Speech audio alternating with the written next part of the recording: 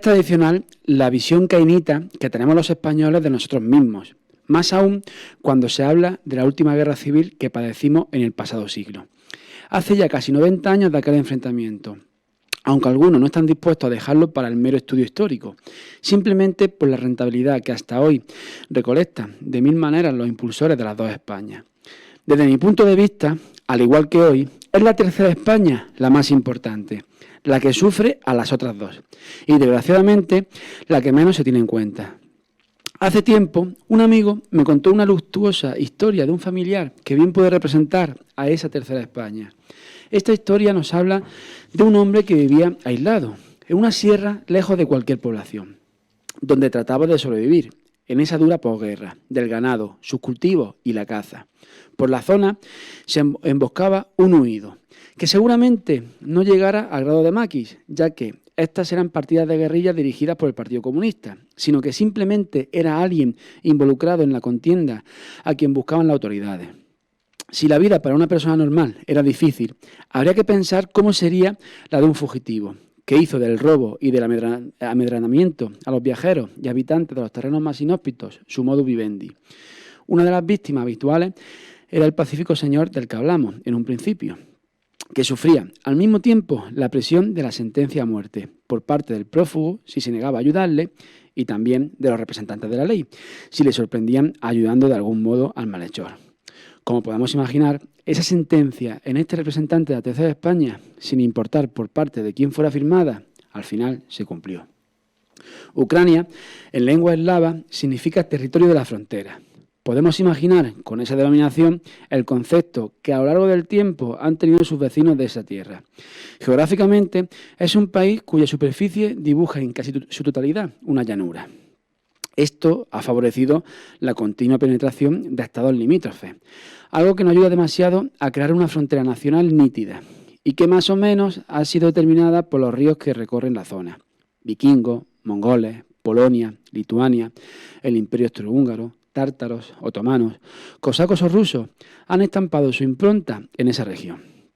También el origen común de Bielorrusia, Ucrania y Rusia nubla más aún esa distinción territorial, pues estos tres pueblos son hijos del Rus de Kiev, un estado creado por la unión de tribus eslavas con varegos escandinavos.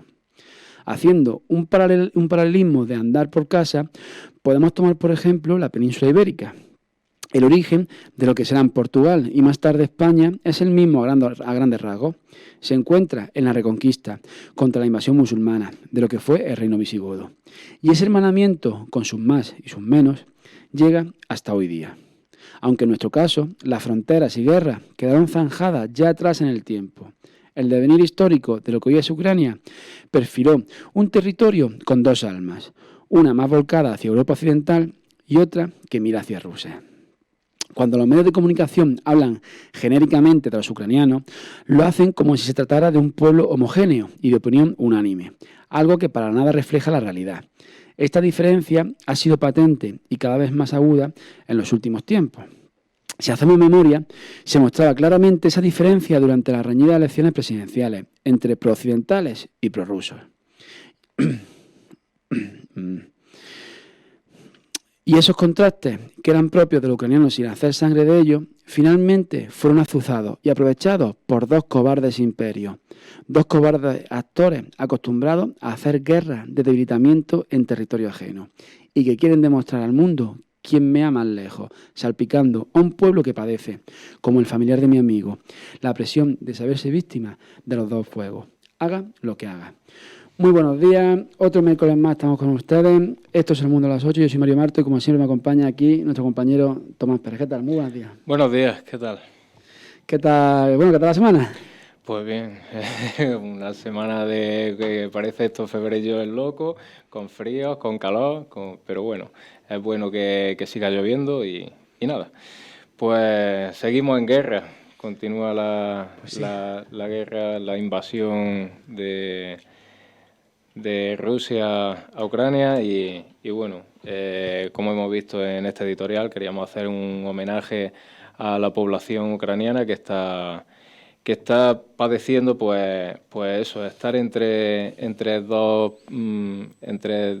dos máquinas que intentan quedarse con la economía, con la influencia, a modo de como se hiciera en otros momentos en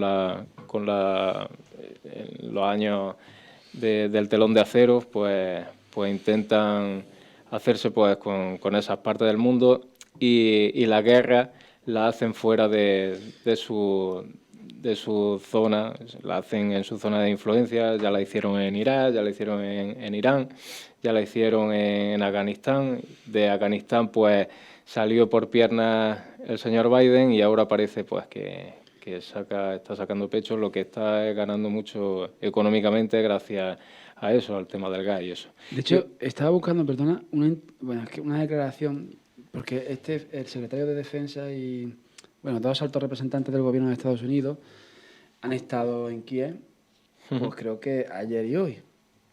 Y una de las declaraciones, porque bueno, como hemos visto, pues Ucrania ha tenido capacidad de atacar, bueno, no lo ha reconocido, pero bueno, unos helicópteros atacaron en Belgorod hace una semana, ¿no?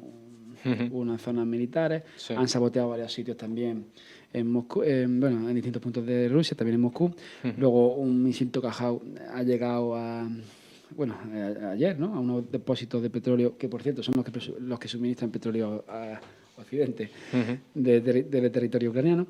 En fin, que estamos viendo que Ucrania ha hecho pequeños ataques, pero fuera de Ucrania. Y las declaraciones que quería buscarlas en concreto porque eran bastante terroríficas, en el sentido de que decían claramente que el objetivo era debilitar tanto a Rusia para que no pudiera volver a hacer esto. Es decir, ahí está claramente que van a utilizar la sangre de los ucranianos para debilitar a su enemigo, que es Rusia. Sí. Igual que Rusia se metió en ese conflicto, porque Rusia también, no olvidemos que ya mandó a paramilitares para desestabilizar el país, en lo que ellos consideran que es suyo. Al fin y al cabo, lo ucraniano es el que paga el pato de la pelea entre los dos grandes. El problema de este país, de Ucrania, pues, como hemos estado contando, el nacimiento de Ucrania, igual que como dijimos en el editorial, el nacimiento de España y Portugal es, digamos, el reino visigodo que bueno, se va haciendo la reconquista. Portugal nace de una escisión en el Reino de León, pero las fronteras son bastante nítidas desde casi el principio. En este caso, no. Dime. Perdón, es que estaba buscando esta declaración. Pues, el origen está en el Reino de Kiev, en el Principado de Kiev, pues en el Rus de Kiev, y eran unas tribus eslavas que llegan los vikingos y bueno, pues al final hacen, digamos, una confederación y bueno, y se crean los Rus de Kiev. Y cuando llega la invasión mongol, pues entonces invaden el Rus de Kiev y por otro lado ya estaba creado el Rus de Moscú y sería el germen ese de Rusia que con el tiempo pues va conformando lo que sería Rusia. Entonces, después lo que es Ucrania, pues más o menos va teniendo como frontera el río Dnieper en lo que es la conformación de su identidad, por un lado, que sería la occidental, a través de las invasiones que tuvo de la conquista polaco-lituana, y teniendo también incluso católicos de rito oriental. Y bueno, y la parte oriental se vincula a la cultura rusa. Pero bueno, Ucrania pues se va creando una nacionalidad ucraniana cuya identidad es multicultural. Tienen a los tártaros, tienen minorías exactamente. Polacos también. Exactamente, son muchas minorías. ¿Qué pasa? Que después también, a finales de la Primera Guerra Mundial, estaba dividido en tres partes el territorio de lo que hoy es Ucrania. Una zona polaca, otra zona austrohúngara y la tercera pues sería la rusa, que se desmorona cuando se produce la Revolución Soviética. Después, Bueno, en ese final de la Primera Guerra Mundial es la primera vez que Ucrania crea un Estado. Un Estado, si no me equivoco, en el 1918 hasta el 21, que es cuando vuelven los soviéticos y anexionan como parte de la Unión Soviética a Ucrania. Después se produce el Holodomor, que es la gran hambruna artificial que se crea en época de Stalin. Después la Segunda Guerra Mundial, en la que es que el problema ha sido invadida continuamente porque es una planicie. Es que en Europa del Este, en verdad, esto es bastante... Es como la ciudad más destruida de Europa del Este, Belgrado, ¿no? Porque son zonas tan fronterizas que han estado en conflicto territorial, bueno, hasta hoy. De hecho, lo que está sucediendo no deja de ser una mala desmembración de la Unión Soviética. Exacto. Aunque se han equivocado porque toda esa zona prorrusa, imagino que como en todos lados habrá gente que sí que vea esto como una liberación, pero por la dureza de Rusia, por la forma de actuar y por los testimonios que se pueden ver allí, están empujando a esa población rusa a odiar a Rusia. Es que se cuentan tantas cosas que no se, pero se sabe. Bastante probable. Pero la problemática también, igual que pasó con Yugoslavia, es que esta gente, su identidad era multicultural. En Yugoslavia sucedía lo mismo. Había croatas, había también musulmanes, había católicos, había ortodoxos y más o menos pues convivían y tal. El problema está en cuando empiezan aquí a intentar, digamos, estos dos imperios, tanto el occidental como el ruso, pues se le empiezan a ver influencias exteriores en las políticas, por ejemplo, se hace la revolución de colores, pero aparte de eso, se dan golpes de Estado, en fin. No es tan fácil como eso. También es verdad que hay que conocer un poco a la gente de Europa del Este. Serbia, creo que el único país que realmente tiene cierto aprecio a Rusia es Serbia, porque ni Bulgaria, de hecho. Los países tienen un miedo porque consideran la Unión Soviética como una invasión. Pasa en Estonia, Letonia y Lituania, pasa en Polonia, pasa en Ucrania. Ellos no ven el periodo soviético como una unión de república. Ellos ven eso como que Rusia les invadió. Entonces, eso pasa, evidentemente Occidente interviene para hacer caer el gobierno y hacerlo más tendente a Occidente, pero es verdad que Rusia, en cuanto ve que uno se le va, mete el zarpazo. Sí, claro, pero también es que hay que tener en cuenta que a Rusia no se le ha dejado respirar, digamos, ha sido un constante... Eso es el victimismo ruso que... No, sí, bueno, pero ha habido un poco de todo. Rusia sí, en África está metida prácticamente en medio. Voy a eso, por ejemplo, hubo un momento con Clinton que Putin intentó entrar se hicieron arrumacos Rusia y la OTAN. Pero sucedió pues la guerra, por una parte fue la guerra de Chechenia y por la otra parte estuvo el bombardeo de Kosovo, lo que hizo que se congelara un poco ese intento de buenas relaciones y a partir de entonces digamos que es cuando empiezan esa lucha y no dejarle digamos la influencia económica que siempre Rusia ha tenido en esos países. Putin, ¿cuál es el problema? Decía que la mayor catástrofe geopolítica del siglo XX fue la caída de la Unión Soviética. Es decir, que él siempre ha tenido lo mismo. Lo que pasa es que antes era un pequeño y ahora ha crecido muchísimo más y tiene más capacidad. Pasa aunque bueno, se está demostrando que el crecimiento ruso es un gigante con pies de barro. Y para terminar, te quería, antes de que hagamos la llamada telefónica que tenemos que hacer, te quería explicar, fíjate tú, la curiosidad de la estampa, que es muy distinta a la de los refugiados que se está produciendo de la guerra de Siria. Eso es interesante. Fíjate la estampa en los supuestos refugiados sirios, que de sirios yo creo que había más bien pocos, eran básicamente... hombres en edad militar, que serían los que deberían estar pegando tiros como están pegándolos en Ucrania. En Ucrania, aquí los que vienen son, como refugiados, mujeres, ancianos y niños. Aquí los hombres están precisamente eso, pegando tiros allí en Ucrania. Esa es la diferencia entre un refugiado de verdad, de guerra, y meterte inmigración por la puerta de atrás. Bueno, vamos a ver si podemos llamar a nuestro invitado, ¿no? Hacemos una parada Vamos a hacer una pequeña sí. parada y vamos a llamar a nuestro siguiente invitado y ya volvemos, que hoy tenemos al representante de la Asociación de Panaderos de la provincia de Jaén. Nos vemos en unos minutos. Pues bueno, hay que pedir antes de nada disculpas a nuestra audiencia, que hemos tenido unos pequeños problemas técnicos y no se ha podido realizar la llamada y no podremos realizar, como siempre nos gusta en este programa, aparte de hablar de política nacional y política local, pues hacer una entrevista a algún personaje representativo de nuestra ciudad.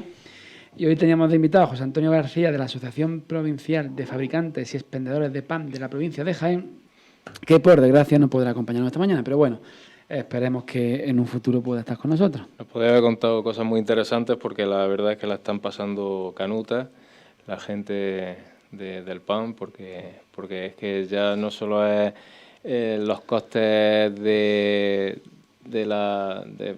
su horno, pues principalmente funciona con electricidad y eso es una subida.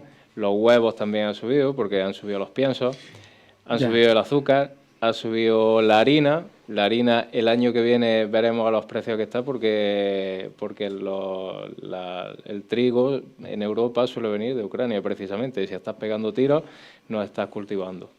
Ya, además de que, bueno, aparte de que, bueno, la inflación con la problemática de la subida de precios de la luz en concreto, de los costes energéticos, pues luego toda la subida de todos los productos que conlleva el pan. De hecho, hoy el pan, hoy me había subido, cuando lo compré esta mañana ya me había subido unos céntimos. Y vaya, parece que no, pero sí, un producto de primera necesidad, parece que no, dices, bueno, no mucho dinero, pero un producto de primera necesidad, al final dices, joder, me sube todo esto y me cuesta la cesta de la compra 40 euros más. Nuestro amigo común Antonio ya decía que lo había subido 3 veces en la Tahona. Sí, que por cierto hace muy buen pan. Sí, de hecho, es verdad, es que si no, si al final te suben todos los costes, te sube la luz, te sube todo, al final tienes que subir el pan. De hecho, antes de seguir hablando, mira, tengo aquí una noticia de Jaén de hoy, 25 de abril, del pasado lunes, 25 de abril, en el que el diario Jaén nos comentaba que, bueno, el Instituto de Estadística y Cartografía de Andalucía hacía pues su análisis del número de empresas que están en la Seguridad Social con respecto al año anterior. En este caso, sacaba la estadística del marzo de 2021 a marzo de 2022, y mientras que absolutamente todas las provincias de Andalucía incrementaban el número de compañías, la provincia de Jaén perdía 543 compañías. ¿Qué está pasando en nuestra tierra para que no haya forma de subir? Luego, continúa la noticia diciendo, bueno, que el número de empleos también sube en toda Andalucía. Aquí ya habla de Andalucía en general, ¿no? En cuanto al número de empleos. Y que el sitio en concreto que más crece es Málaga, que se incrementa un 11,8% de trabajadores más. Eso es una barbaridad. Uh-huh. Y además un 7,2% en cuanto a porcentaje de incremento en cuanto a empresas con respecto al año anterior. Ya no es solo que decir, ya no es solo que cuando España pierde, Jaén pierde, es que cuando España sube, Jaén pierde. ¿Qué pasa en nuestra tierra? Bueno, sí, lo que pasa es que tenemos un problema con...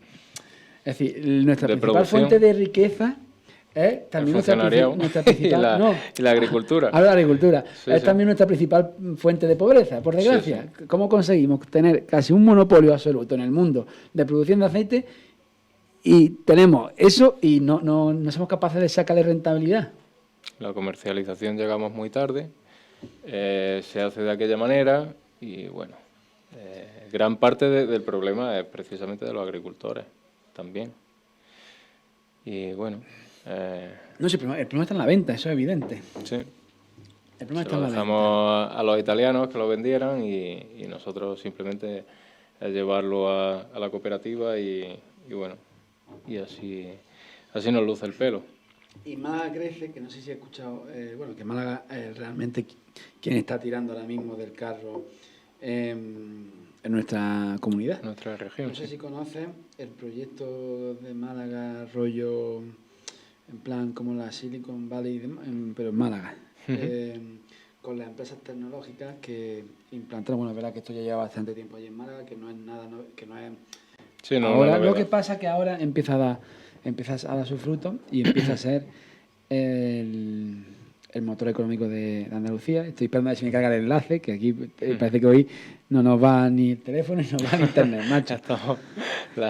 Bueno, básicamente quería mirar el enlace para ver los datos porcentuales y macroeconómicos que esto representaba en el empleo. Que este es un empleo de calidad, porque es un empleo de alto nivel de estudio. Aquí estaba viendo la receta entrecomillado, ¿no?, del éxito de Málaga Valley, ¿no? Que es la nueva ciudad favorita de las multinacionales en España, que nos encontramos pues prácticamente todo. Google, Vodafone, bueno, estas son las últimas que se han metido allí, o grupos financieros como Citigroup, que ha sido el último gigante estadounidense, ¿no?, que ha anunciado su instalación en Málaga. Compañías que probablemente hubieran ido muy gustosamente también a Cataluña, a Barcelona, porque también es una zona de costa, también, pero teniendo el estado de autonómico que tenemos, pues les ponen unas cortapisas que aquí en Andalucía pues seguramente no se le pongan. Y en una entrevista al alcalde de Málaga, que esto es quizás lo que debía escuchar nuestro alcalde de nuestra ciudad, dice que en una entrevista del mes de marzo, es decir, de este año, del presente mes de marzo, el ayuntamiento sitúa el germen de Málaga Valley en los años 90. Fíjate, y no había ni una empresa tecnológica, pero ¿con qué lo sitúa? Con el primer plan estratégico del conocimiento, con la creación del parque tecnológico y la posterior colaboración con la Universidad de la Ciudad de Málaga, donde están, es decir, aquí podríamos... Aquí se intentó en Mengíbar. Sí, bueno, de hecho en Mengíbar hay un pequeño... Bueno, ahí está el principal grupo, principal grupo de la provincia, que es el grupo... Se me ha ido el nombre. ¿De maquinaria? No, es tecnológico. Bueno, no me acuerdo ahora el nombre. Bueno, da igual. Bueno, ahí está el grupo Avanza. Exactamente. Que sí que es verdad que tiene, pero no ha llegado al nivel de Málaga. Evidentemente, sabemos que somos conscientes de que la ciudad de Jaén pues tiene un atractivo que tiene. No podemos compararnos con Málaga. Comunicaciones en condiciones. Exactamente, es el atractivo que tiene, pero por lo menos a pequeña escala, siempre todos estos grandes centros industriales o tecnológicos tienen en su entorno pequeñas subsedes. A pequeña escala podríamos aspirar a ser una pequeña subsede de todo esto, sobre todo si apostamos por que la Universidad de Jaén no solo sea formar a universitarios, sino que también implante o se haga rentable. Por ejemplo, en la economía circular y en este caso reindustrializar lo que tenemos. ¿Qué tiene Jaén? Aparte de funcionarios, campo y hostelería, pues reindustrializamos el campo y la hostelería, porque solo el 5% de la maquinaria agrícola se produce en nuestra provincia. De hecho, en Mengíbar tiene ahí a Pieralisi, que es italiana. En fin, son cosas que suceden en España. Y la principal industria de la hostelería, cuando somos el principal país hostelero de la Unión Europea, se produce en Holanda. En Holanda, sí, señor. ¿Para qué vamos a hacerlo aquí? Entonces, si es que no hay que plantar grandes fábricas ni historias, simplemente hay que saber los medios que uno cuenta, en base a eso hacerlos eficientes, eficaces y que den dinero. Bueno, Tomás. Pero no hay que sufrir porque Feijóo nos presenta un plan anticrisis donde toma protagonismo la rebaja temporal, subrayamos, del IRPF a familias con rentas inferiores a 40.000 euros anuales. Asimismo, pues bajaría el IVA de la electricidad y del gas del 4 al 5%, y también los impuestos de sociedades. Bueno, achaca al Gobierno que se ha acostumbrado a vivir por encima de las posibilidades de España con una política fiscal que consiste en exprimir al máximo a los ciudadanos. Bueno, pues hay que decirle al señor Feijóo que, por si no lo recuerda, que estos lodos vienen de la presión fiscal que nos ahoga por los polvos del señor Rajoy, que también prometió en campaña bajada de impuestos, incluso estuvieron recogiendo firmas con Soraya, para después llegar a la Moncloa y hacer la mayor subida fiscal de la historia. Y precisamente en la situación de crisis que teníamos después del 2018, después del 2008, que fue cuando comenzó.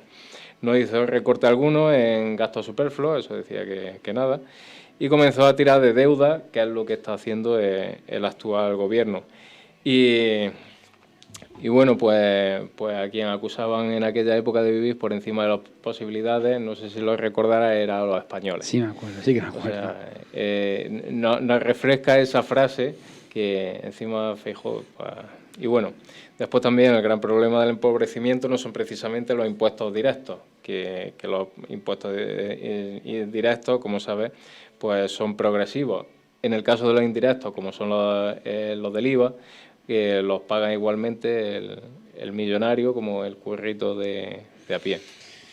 Y bueno, estaba viendo con el tema de presión fiscal porque, bueno, el año pasado, no sé si te acuerdas, el gobierno presentó el plan España 2050, es decir, si el mundo está, si la ONU como cada 10 años, cada 10, 15 años presenta su plan, objetivos del milenio, objetivos 2020, están con la agenda, 2050. La ONU está con la agenda 20, tiene agenda 2030 y 2050, y la ¿no? 2050, pero España no presenta agenda 2030 porque hasta para eso no tenemos capacidad, es decir, nos vamos a la 2050, ¿no? Y sin entrar en todo lo que la agenda esta pueda representar a nivel de ideología prioritaria, bueno, vamos a entrar en el análisis fiscal en cuanto al estado de bienestar de las 676 páginas que presentaba España 2050, que era el plan que presentó el gobierno. Hablando única y exclusivamente de fiscalidad y productividad.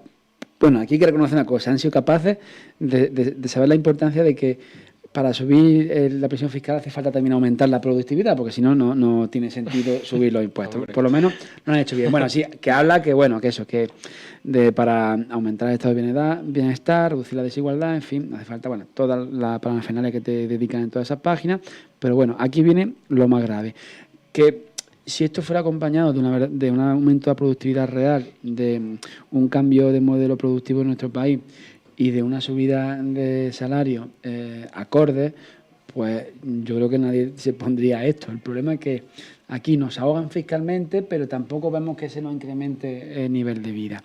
Y es que actualmente la presión fiscal en España, bueno, está en torno al 35%, un poquito menos, ¿vale? De la media del PIB. Esto es que varía, ¿no? Un poco así lo que está, ¿no?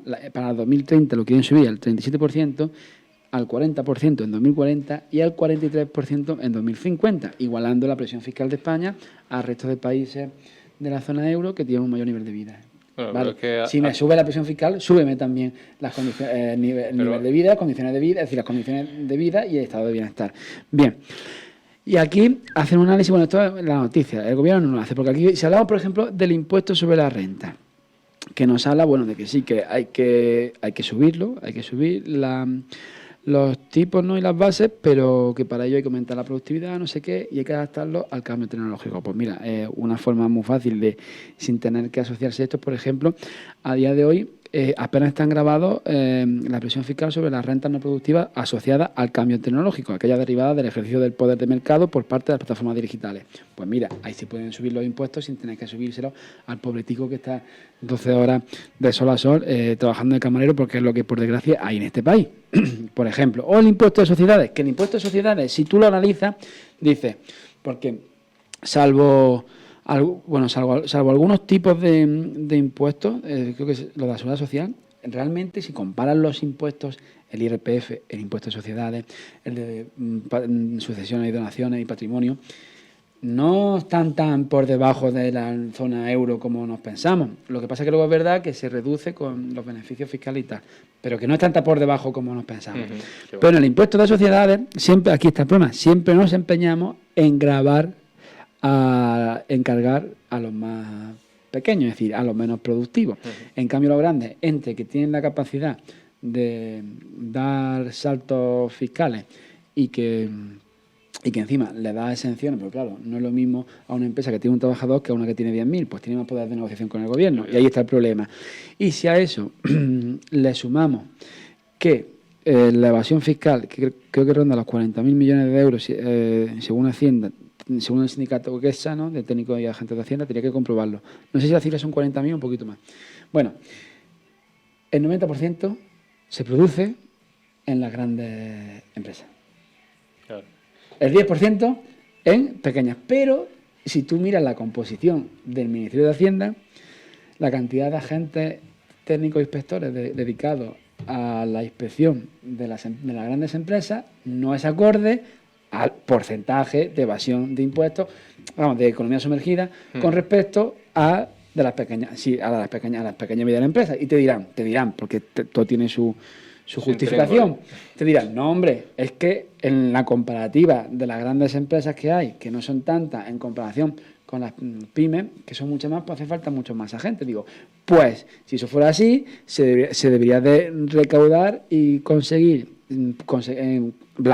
hacer blanco ese dinero negro, esa evasión fiscal de las grandes empresas en igual proporción que a las pequeñas. Pero no se hace la misma. Entonces, quizás sí que es verdad que habría que cambiar un poquito la estructura de Hacienda y dedicar más esfuerzo a grandes fortunas y menos esfuerzo al panadero que se le olvidó cobrarle a la señora de enfrente el IVA.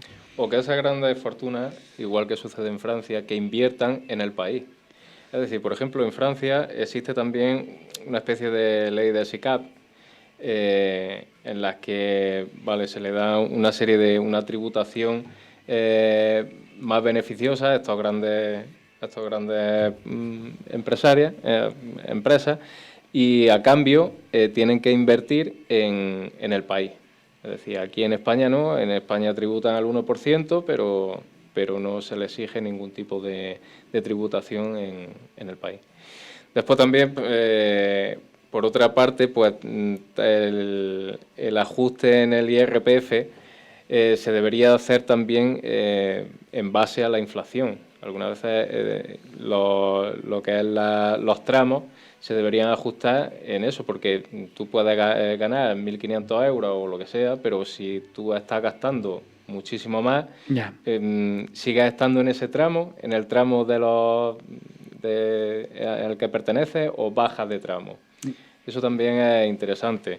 Y bueno, después... Y bueno, y luego en momentos, es decir, esto es como... Si esto yo creo que ya hemos hablado aquí, ¿no? El tema de la Biblia, cuando Josué le llama al faraón, ¿no? Que los sueños de las siete vacas gordas, las siete vacas flacas. O sea, es que ya en el Antiguo Testamento se habla de principios básicos de la economía. Sí. Los años de bonanza ahorras, los años de que estás tieso, gasta lo que has ahorrado. Pues cuando sube la inflación, haz temporalmente una bajada de impuestos en cuestiones que afecten de forma directa. En época de Aznar se hizo la bolsa de las pensiones y se gastó, se llegó a ahorrar 65.000 millones de euros. Si no Pero ¿cómo se ahorró eso? Porque es que vendiendo el Estado. Sí, no, eso es Pero evidente. aquí tengo una noticia, que a lo mejor... Vendiendo los pendientes de la abuela. Tengo una noticia que puede ser que no la encuentre tan fácilmente como me gustaría. Bueno, mientras te voy a... Mira, perdona, y ya es que desde el año 1984 hasta el año 2014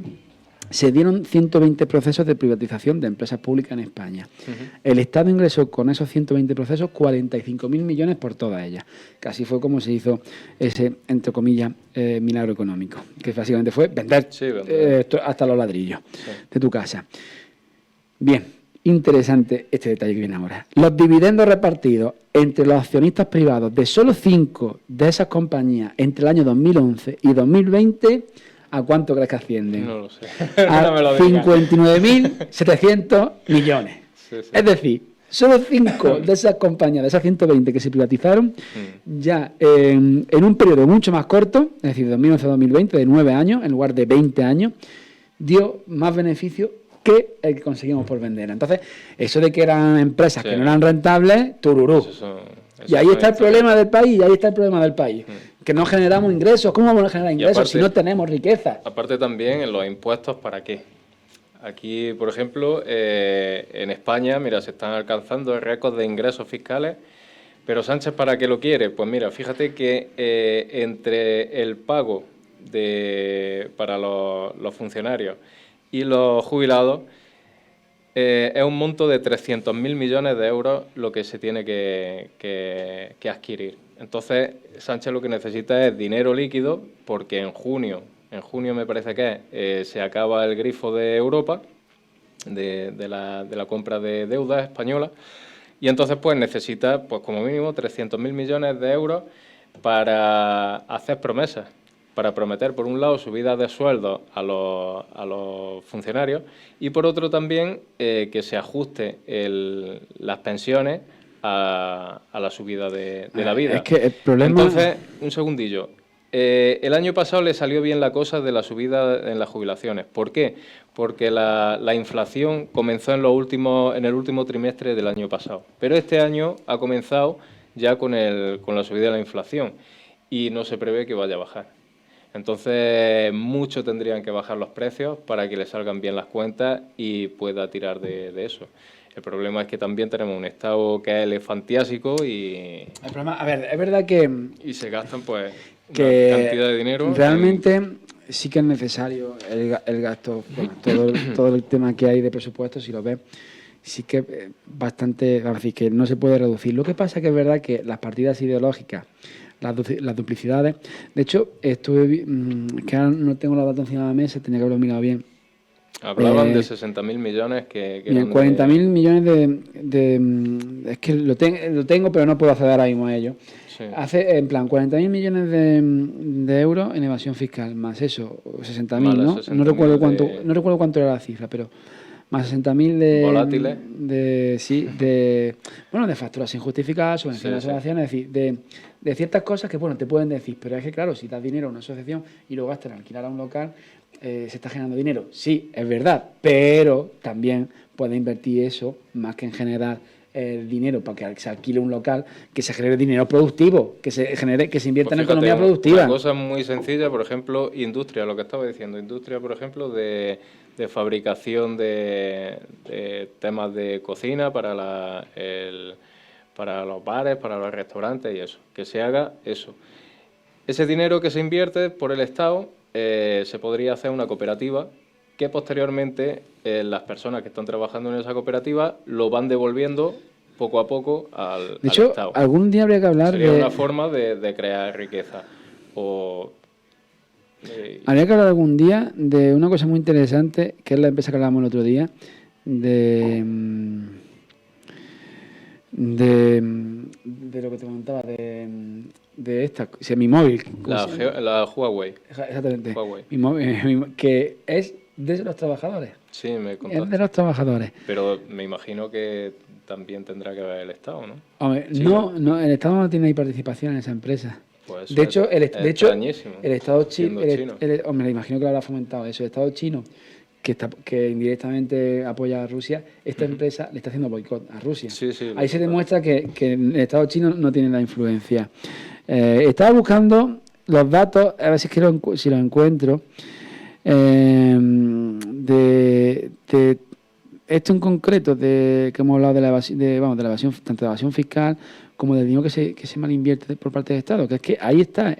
Si es que la cuestión está en hacer más eficiente el gasto público y el Estado, y en lugar de dar dinero a cualquiera para imponer tu agenda, claro, el problema es que, claro, es lo que tiene la democracia, ¿no? Que gastarlo en... el Estado debería ser sota, caballo y rey. Mira, de esos 60.000 millones de euros, hay 14.000 millones de euros anuales en subvenciones sin rendición de cuentas. Sí, exactamente. Sin rendición de cuentas. Sí. Ahí, a fondo perdido. Y el ministro lo sabe, que fue el que hizo esas cuentas. Sí, no, es que estoy cogiendo los datos de estudios oficiales del propio ministerio. El fraude fiscal, confirmamos, 40.000 millones de euros. Y a ver si encuentro el total del dinero, que es que eso no lo encuentro. También las duplicidades también representan... Evidente. Muchísimos ayuntamientos. Dentro de esos ayuntamientos, alcaldes que ganan muchísimo más que el mismo presidente del gobierno. Por ejemplo, eso en Francia no pasa. El sueldo del ayuntamiento tenía que estar establecido por ley. ¿Cómo puede ser que el alcalde de Bilbao gane más que el presidente del gobierno? Es una cosa increíble. Y si quieres, como he referido ya a Francia, pasamos a, sí, porque no lo encuentro, a las elecciones de impuestos. Hablamos de las elecciones francesas, la segunda vuelta en la que ha vuelto a ser Macron el nuevo presidente de... Bueno, continúa su presidencia, que era lo esperado. Pero vamos a analizar... ¿Cuáles son las cifras? Exactamente. Vamos a analizarlas con detalle. Macron... y con perspectiva en el tiempo. Vence con un 58,5% y Marine Le Pen con un 41,5%. Se enfrentaron anteriormente en el 2017 y Macron ganó en ese momento con el 66%, porque todavía no lo conocían. Y dijeron, a ver, cómo viene. Y de hecho, al poco tiempo de ganar fue cuando empezó el tema de los chalecos amarillos, por la subida del diésel. Y la señora Le Pen, pues, con un 34% en esa ocasión. Con lo cual que vemos el ascenso que ha ido teniendo el Frente Nacional, lo que hoy es la agrupación nacional, con su padre, que empezó, si no me equivoco, en los años 90 con un 17%, ¿no? Cuando se enfrentó. Cuando empezó fue el 90%, no, cuando se enfrentó fue en el año 2002. Que fue cuando pasó la segunda vuelta. Que fue cuando dio. Que fue con un 17%, si no me equivoco. Sí. De hecho, te iba a sacar los datos. Y se produce también la abstención más alta desde hace 50 años, que ha sido un 28%, que fue en el año 69. Y bueno, una curiosidad es que de los votantes de Mélenchon, un 42% ha votado a Macron. En este caso, Mélenchon dijo no dio a sus seguidores directiva de voto. De hecho, la abstención principalmente ha venido también, el aumento de la abstención ha venido importante porque donde él es bastión, en torno de los suburbios de París y de ciudades ha ganado la abstención. Pues el 42% de sus seguidores ha votado a Macron y un 17% a Le Pen. Hay una curiosidad en este aspecto, y es que en los territorios de ultramar, pues donde venció Mélenchon, ha ganado Le Pen. Y otra curiosidad dentro de esta curiosidad sería, no sé si te suena lo de la isla de Mayotte, que está cerca de Madagascar. Sí, cuál es esa isla, que de mayoría musulmana, ganó en la primera vuelta, ya en la primera vuelta obtuvo un 39% de los votos Marine Le Pen, venciendo sobre los demás. Y bueno, y si hablamos del perfil social de los votantes, son los directivos de empresas y jubilados los que han votado a Macron. Y en el caso de la señora Le Pen han sido obreros y empleados de clase media. Y una vez más, la tercera edad decidiendo el futuro de la gente más joven, pero al fin y al cabo que tiene la democracia, no que todo el mundo tiene derecho todo el mundo tiene que tener derecho al voto. Lo interesante es que no encuentro los datos, te iba a decir las cifras de cómo desde el año 2002, desde que el padre ya pasara la segunda vuelta, ha ido en ascenso. De hecho, ha pasado la barrera del 40%, que es bastante peligroso, aunque bueno, habrá que ver qué hace en el futuro, porque ya decía que, bueno, tiró un órdago de que si no conseguía la presidencia dejaba. Lo que pasa es que es verdad que ha salido muy reforzada de la elección al final. Y se postulaba de Jordan Bardella, el máximo representante en el Parlamento Europeo, por parte de, el Frente Nacional, que es la agrupación nacional. Sí.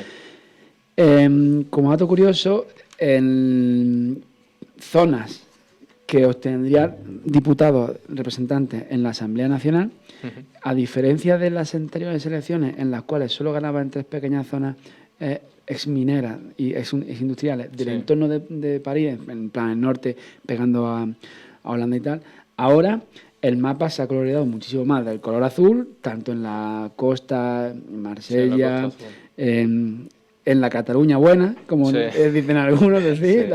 Bueno, ahí tiene el alcalde de Perpiñán, que es de Frente Nacional, que era la expareja, ¿no? Luis Aliot, si no me equivoco. En fin, la Cataluña buena, ¿no? Según allí ha conseguido. Entonces, puede que en las legislativas de junio, que creo que son el segundo domingo, la primera vuelta de las legislativas de junio, se presente con una fuerza bastante interesante, pero es que su sobrina, que ya es, por cierto, oficialmente representante del partido de CEMUR.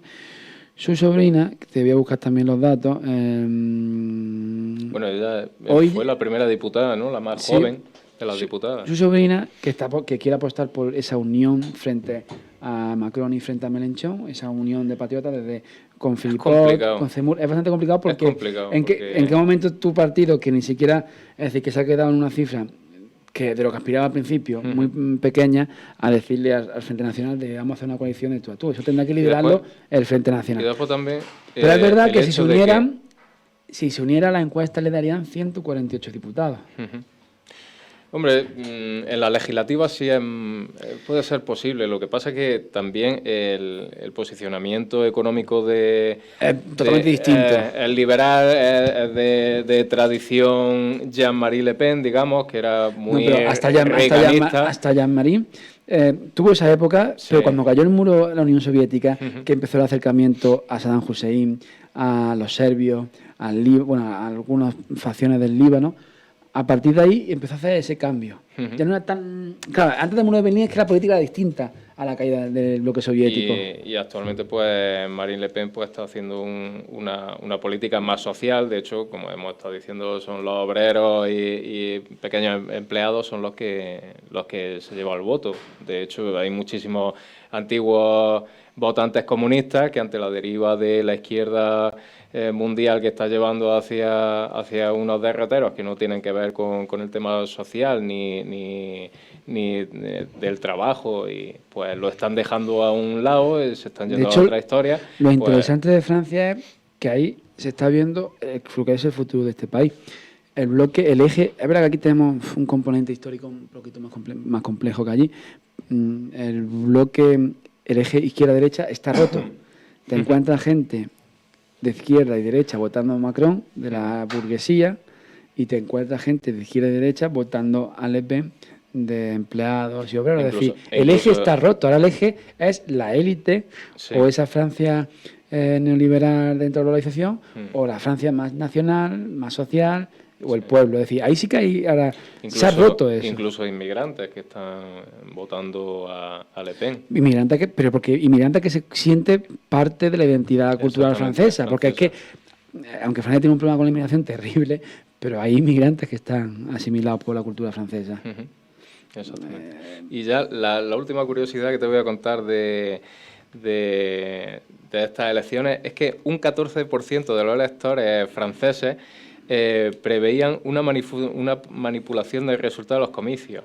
Y no solo esa sospecha recaía en los seguidores de Zemmour o en Le Pen, que ascendía hasta el 30%, sino también en los de Mélenchon, con un 18%. Es que se abrió la caja de los truenos con la presidencial de Donald Trump. Y parece que se ha generado desconfianza. Exactamente, se ha generado una desconfianza que en España también existe con el tema de la... Lo que pasa es que a diferencia de Estados Unidos y de Francia también, en verdad, a diferencia, España es de los sistemas... Es verdad que eso no quiere decir que no sea el 100% limpio, porque puede haber fraude en muchos sitios, pero es de los sistemas, entre comillas... mejor gestionado en cuanto al recuento. Y entonces es bastante complicado que se dé fraude. Se puede dar, se puede dar pequeño fraude quizás. ¿En España? Sí, en un pequeño... En España el problema es que se están destruyendo los votos. Antes se mantenían... No, pero se destruyen a los 3 días. Sí, bueno, pero... Pero delante del juez, después del último recuento. Sí. En España, en realidad, es bastante complicado que haya fraude. Bastante... la única forma que se podría hacer es manejando el voto por correo del siguiente modo. Sí, ahí sí puede haber fraude. Exactamente. Y cada vez más abstencionistas. Hay personas, si por ejemplo llegan mi nombre y dicen Periquito de tal, este hombre lleva sin votar 20 años. Estas elecciones no va a votar. Pues así puede haber millones de personas que pueden... hacer el voto por correo. Evidentemente no va a haber ningún problema con que pase ese voto y así sí se podría hacer algo. Pero bueno, esto ya es conspiración y este tipo de programas pegan más a las 12 de la noche. En un colegio electoral podemos asegurar que lo hemos vivido, que no, es decir, no podemos decir categóricamente no. Pero que es muy poco probable que se pueda han votado producir. muchas veces los muertos, pero es muy poco probable. En el pueblo de 300 habitantes... Cuatro los que lo han hecho. El fraude se puede producir cuando empiezan a empadronar para la municipal a la gente y por la cara en otros sitios, pero bueno, cosas así. Pero es complicado, muy complicado. Pero bueno, pero es verdad que la sensación, también es verdad que el sistema francés es muy similar. Bueno, no te voy a decir, bueno, es igual que el americano. Realmente, es igual que el inglés y en la presidencial me refiero. No es presidencialista del todo, es semipresidencialista, pero el voto es por mayoría y a doble vuelta. En el inglés no hay doble vuelta. Es más complejo porque ahí... Sí, no, elige representante y luego representante... El Estado es el que da el voto, digamos. Depende de los estados, es más complejo, ¿no? Es bastante similar. Sí, bueno, en lo de la doble vuelta, básicamente. ¿Y cuánto nos queda? No sé exactamente. 10 minutos. 10 minutos. 8 minutos Bueno, perfecto. Entonces, se escucha también aquí, ¿qué vamos a hablar? ¿De las nuevas elecciones? ¿Se escucha trompetas de elecciones? Bueno. Quería hablar de cosas de risa. Pues venga, dale. Por un lado, de los políticos independentistas catalanes que denuncian que han sido espiados por el Estado. Y en respuesta, el gobierno se ha bajado los pantalones, evidentemente, y ofrece una investigación interna en el CNI y otra del Defensor del Pueblo para aclarar esta afirmación. Sí, que se hayan espiado, va a hacer una investigación en el CNI y le va a decir, sí, toma, vamos espiados, somos tontos en este país. No, pero es que lo que tiene mandanga es el gobierno que se baje de esa manera los pantalones. O sea, ¿sabes qué le pasa al gobierno? El gobierno quiere apurar la legislatura, porque es que la republicana ya le tira abajo el gobierno. Claro que sí, pero lo que quiere es el turno de presidencia en la Unión Europea y entonces tomarse la fotografía como presidente de turno, el señor que tenemos por presidente. Que ha ido hasta Kiev, ¿eh? Sí. Ha ido hasta Kiev. Cuando decía que lo único que iban a aportar iban a ser cascos y cosas de esas, que no iban a ser armas para matar gente, sino de no sé lo que iban 200 toneladas de municiones. De todas formas, lo que hemos mandado, aparte de que lo hemos avisado por activa y por pasiva, pero bueno, dejando el hecho de que creo que no es tan necesario dar tanta información en internet de cómo se va a hacer ese envío de armas, bueno, porque pondrán gobierno de España, como hicieron con el tema de la creo que no es necesario tanto en una cosa que puede ser sensible de que te la ataquen, pero bueno, no creo que Rusia atacase ningún hay que figurar antes de llegar a Ucrania, pero bueno, lo que se le ha mandado, para todo el mundo que se da, es simbólico, para eso te queda igual, y no te metes en un conflicto tontamente y te señala por 200 toneladas de munición, que eso se lo funden en cuatro asaltos. Bueno, eso y las metralletas estas de plástico. Sí, bueno, 200 toneladas en total. Las metralletas esas de plástico que no funcionaban y se las dieron, por eso, porque no funcionaban. Y dijeron, bueno, que para eso no te señala. Estás quieto, sí. Es decir, o te metes o no te metes. Además, hay una cosa muy curiosa en esta guerra. Están pasando cosas curiosísimas, como por ejemplo, ya no se declaran la guerra. Antes sí, llegaba y declaraba la guerra. País ha declarado la guerra, tal. Había países, había momentos que no había declaración de guerra, pero creo que de la última, esta no se ha declarado, porque tanto Afganistán como Irak se declaró. Bueno, de hecho, meses antes se sabía ya de aunque fuera que en Afganistán las fuerzas especiales no sé si fuera Delta Force, creo que fuera Delta Force, entró las desplegaron con el ejército del norte mucho antes de que se sabía que se iba a la guerra, pero el procedimiento de aprobarlo por el Congreso, en fin, tarda un tiempo. Pero hubo declaración formal, igual que con Irak. Con esta no ha habido, y no sé si en la última... Bueno, en Libia tampoco hubo declaración formal de guerra por parte de Francia, ni de la OTAN. No, se meten exactamente igual que se ha metido Putin. Fue una intervención como esta, una operación especial, una operación especial, ¿no? Sí. No es una guerra. Y mira cómo acabó la cosa. No, pero digo, esta también una operación especial. Exactamente, la definición de invasor tiene que ser lo más comediante. Que fue muy gracioso. Viendo un poco cuando... En fin, la propaganda rusa no nos quería contar la película de que no iban a destruir infraestructura civil, ni que esa otra. Habrá que ver la reconstrucción ucraniana. ¿Quién la va a hacer? ¿Quién le va a tocar? Que ya te digo que no va a tocar. Porque España ni Irak no tocó pelo. No, y aquí es distinto. Aquí no te está apoderando los recursos naturales de un país, aunque aquí va a ser muy... Aquí somos todos muy buenos. Aquí, en fin, la reconstrucción va a ser bastante complicada, porque el problema es que Ucrania está quedando más devastado que Irak en la intervención de 2003. Es verdad que Irak en la intervención contra el Estado Islámico sí fue mucho más castigada la ciudad de Mosul y tal, pero en la de 2003 no quedó tan... La infraestructura me refiero. Aquí es que la infraestructura está dejando tiesa. Pero bueno, esto porque se me ha ido santo al cielo con tanta... vale, sí. Un dato curioso de la intervención de Libia. Cuando la propaganda rusa te vendía de que tenían misiles inteligentes para que dieran en el blanco, que han fallado más que la escopeta de feria, porque no tienen esa capacidad, sacaba en pecho la OTAN de que Rusia no tiene esa capacidad como la OTAN. Pues te voy a decir una cosa. Francia, cuando intervino en Libia con esos misiles inteligentes, ¿sabes cuánto tiempo le duraron? ¿Cuánto? A las 5 horas tuvo que llamar a Estados Unidos porque ya no tenía más misiles inteligentes. El único país que tiene capacidad de hacer una guerra con ese material es Estados Unidos. Es que ni Francia, ni Reino Unido, ni Alemania. Bueno, lo que estábamos hablando Sí, del que tema del vamos. espionaje, vamos a ver. El presidente lo que tenía que haber dicho es, señores, cállense porque evidentemente le estamos investigando. Unas personas que han dado, o dirigentes de partidos que han dado un golpe de Estado en Cataluña, evidentemente tienen que estar vigilados. Cualquier persona que pueda, o cualquier grupo que pueda ser un peligro para el Estado, está evidentemente investigado. Los grupos de ultraizquierda, los grupos de ultraderecha, los de más para allá, los de más para acá, cualquier persona que pueda ser grupos terroristas, islamistas, evidentemente tienen que investigarlo. Y estos señores, pues no son níveos, no son almas níveas, sino que han dado un golpe de Estado y están utilizando el dinero de todos los españoles, lo están utilizando en eso continuamente. Entonces tienen que estar investigados, pero no tenemos un presidente que diga, cállese usted. Porque quiere apurar la legislatura y porque yo creo que en el fondo piensa que va a poder hacer otra mayoría amplia, Sí. así gobernar. Yo estoy completamente convencido, aunque no den las encuestas los números, estoy completamente convencido que va a haber cambio.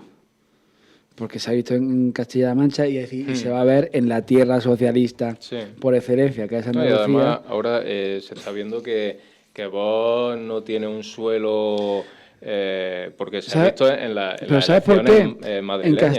Creo que he dicho con respecto a Francia que ese es el futuro. Hmm. Vox ha empezado a recibir cierto voto, no de forma muy amplia, pero cierto voto transversal. Sí, Cuando se rompe el voto transversal es cuando te cargan los bloques. exactamente. Como pasó en su día con Podemos, que parecía que iba a haber izquierda para saber Dios cuánto y al final, pum, Rajoy. Y en Andalucía, que es tierra socialista por excelencia, ¿qué ha pasado? El Partido Socialista abandonó en los años 90 las ciudades y la costa al Partido Popular. Pero es que ahora ha abandonado el campo y se lo ha dado a Vox. Sí. El campo andaluz, tierra socialista, vamos, socialista. ya se lo ha dado a Vox. Entonces, ese cambio, que es un cambio generacional y que, bueno, son muchos más factores que todo esto que estamos analizando, en Andalucía va a ser la muestra de lo que va a pasar en España. Y por mucha fuerza que tengan los zonas más separatistas, que es verdad que la tienen, ya veremos. Yo estoy convencido de que va a haber cambio de gobierno seguro a nivel nacional. Es decir, tiene que haber un cambio bastante, en fin, importante como para que Sánchez repitiera gobierno. No sé. Yo la verdad es que este tío tiene mucha potra. Y me da tiempo a una... Y terminamos, sí. Terminamos con el chiste del día. El separatista Carles Furriols ha batido el récord de días de huelga de hambre que ascienden a la increíble cifra de 48 horas. Su huelga de hambre tenía como fin protestar por la terrible sentencia que obliga a los colegios a impartir al menos el 25% de sus materias en español, y abandonó la protesta porque, según él, estaba satisfecho de los efectos que ya se estaban empezando a notar a nivel social y también por prescripción médica. Hombre, yo he visto una fotografía de este señor y estaba muy flaco, ¿eh? Eso igual que si me pongo yo a hacer también esa huelga de hambre y Parece ser que tenemos título de tonto del día, ¿no? sí, vamos, si lo oyera Gandhi diría un seguido, vamos, porque Gandhi se ponía también Ya. de huelga de hambre y la verdad es que ha sido increíble. Pues nada, Tomás, gracias por acompañarnos un día más. Perdonen por los problemas técnicos que hemos tenido hoy. ¿Y dónde nos pueden escuchar? Nos pueden escuchar en el 106.2 en directo, después a las 8 de la mañana, después a las 8 de la tarde en iVoox y nos pueden ver por YouTube. Pues nada, que tengan todos un buen día y nos vemos la próxima semana. Buenos días.